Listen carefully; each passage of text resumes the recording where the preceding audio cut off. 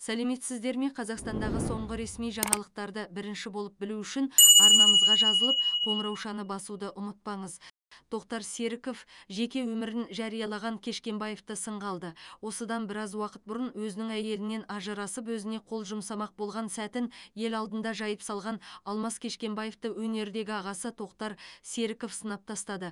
Бұл туралы 31-ші арнадағы айта берсін бағдарламасында айтқан болатын. Жан сырын ақтарамын деп ішімдікке салынған күндерін еске алған Алмас Кешкенбаевтың ісін Тоқтар Серіков қолдамады. Бағдарлама жүргізушісі Анна Данчик әншіге өз өміріндегі өзгерістерді жариялау қаншалықты дұрыс деп ойлайсыз деп сұрақ қойған. Мен өз басым қарсымын, мен әйеліммен ажырастым. Мен екінші әйел алайын деп жатырмын деген дұрыс емес, мүлде қажет емес деп ойлаймын. Бұл құпия болып қалатын дүниелер ғой. Ол әркімнің ой өрісі санасына байланысты, деді Тоқтар Серіков.